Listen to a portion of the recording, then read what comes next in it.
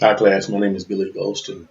It's a short response to Criminology 5931, Chapter 6, Female Gangs. One of the first observations that I made, two comparisons were between the perspective of Frida Adler and Meta Chesney. Um, Miss Adler uh, believed and she studied the morphing of the female gangs from the activities of the 70s, political activities. There was so much going on in the 70s that if you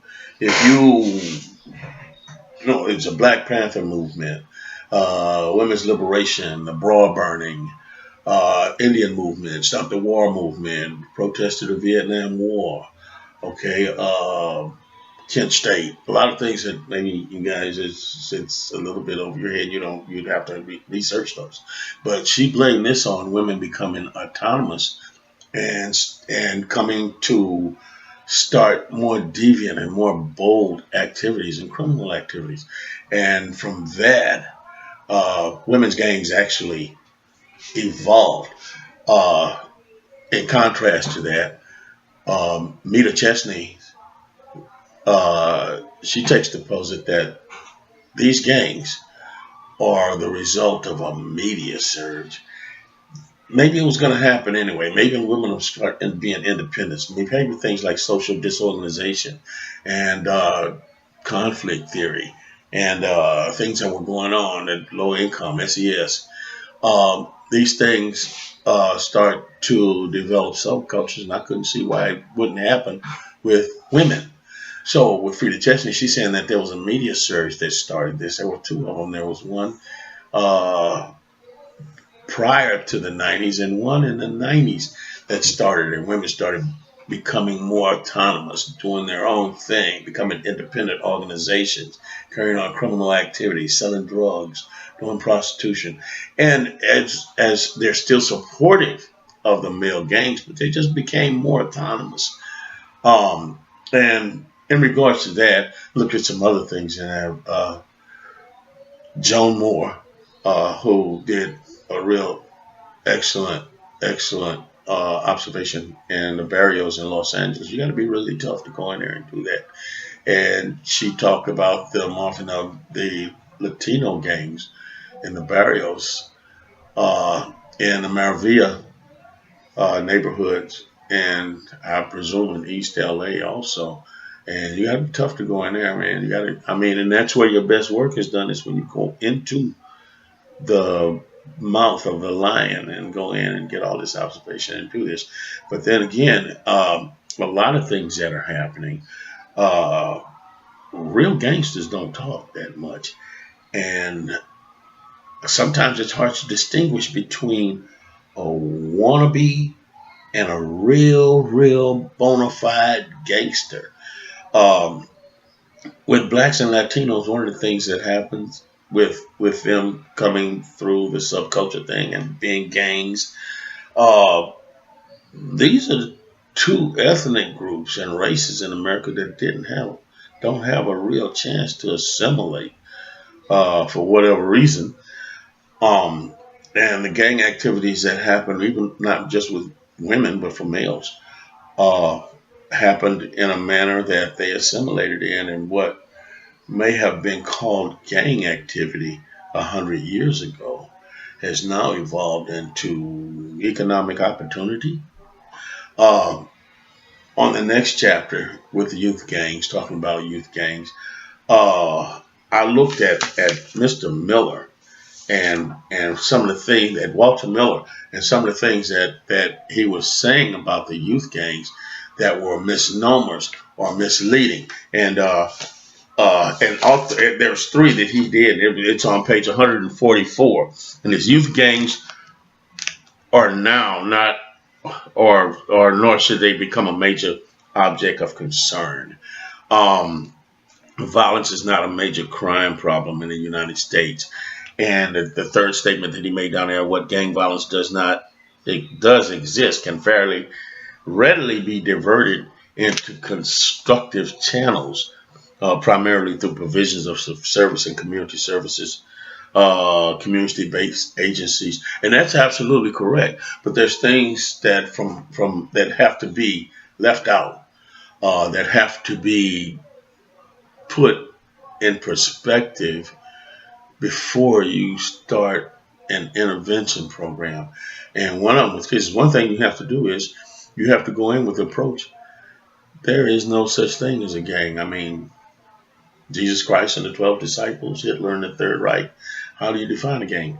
Uh, you can't. It's just one organization that doesn't particularly care for another organization for whatever activities or for whatever members they have. And they call them a gang. As far as I'm concerned, the Republican and Democratic Party are the largest gangs in America. And I need to get away from that subject really fast, huh?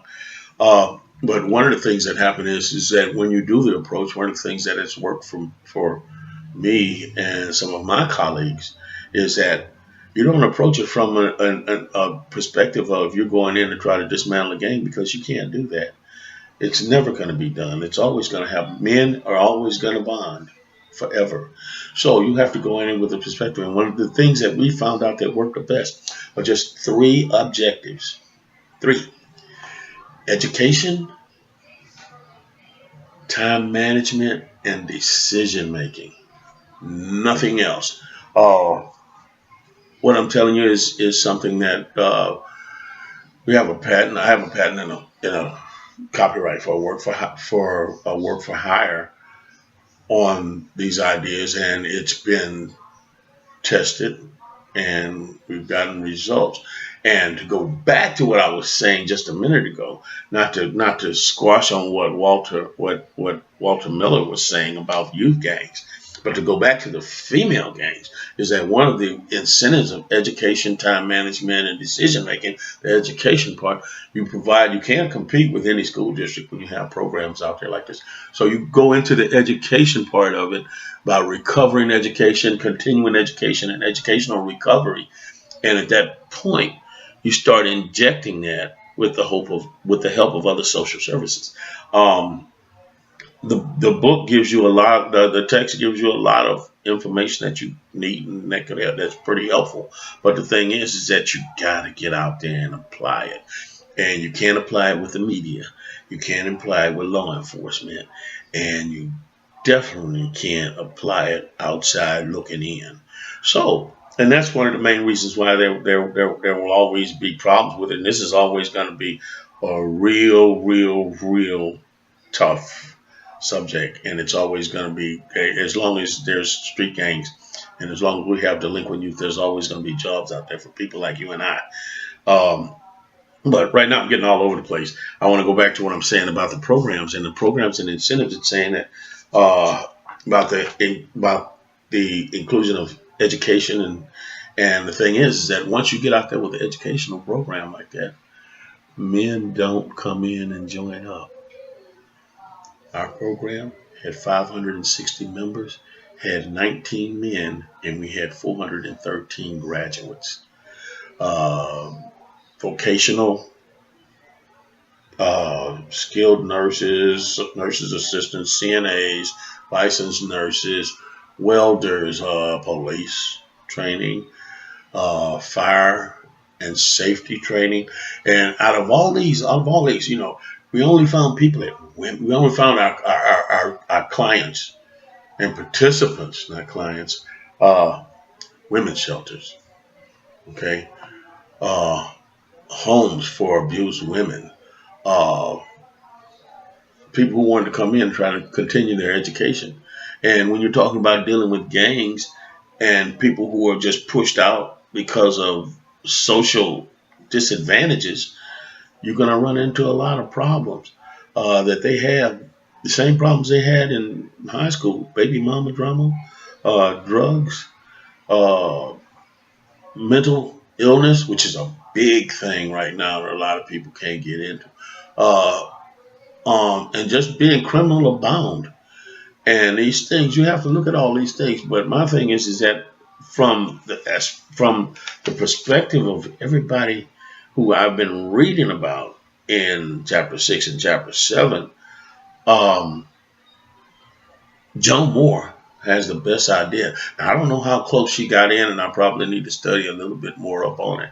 But the thing is that one thing that has to happen is that to work on this and to be successful in it, we've got to think about doing it in a different manner. You can't approach it like a game. Education, time management, and decision making. We've got to make better decisions. We've got to find time to spend with kids and find out what's going on. And they've got to get an education. There's a short video after this. It's called the Endangered Species Project. And there's another video. I don't even know. I'm technically illiterate. And I'm going to combine these two if I can. Or maybe you can see the other one also. I'm going to post both of them. And it gives you a little insight on what's happening out there. Now, there's a video, and it's about 5 minutes long, and it's me in the gymnasium and right outside the low-income neighborhood and the housing projects on Galveston Island, and work with the gangs here. In this video, there's about 5 or 6 gang members who are going to high school. You would never know it. You would never suspect these kids are like that, because when they come in, they're under control. They leave all that mess outside the door. When they come in to take care of their business, have a good time, relax, and listen to us. We're mentoring them, and we're in their lives. Some of the things, I'm kind of long-winded, huh? Anyway, I'm gonna cut this off short right now, and hopefully you'll get to see just an interaction between me and about 10 kids, which pretty sure you'll like. And if you've got any questions or anything, I've got my email, or you want to say something, say whether I'm a jerk or whether you think something that I said was pretty constructive, something that you would like to hear more about. Let me know. Peace.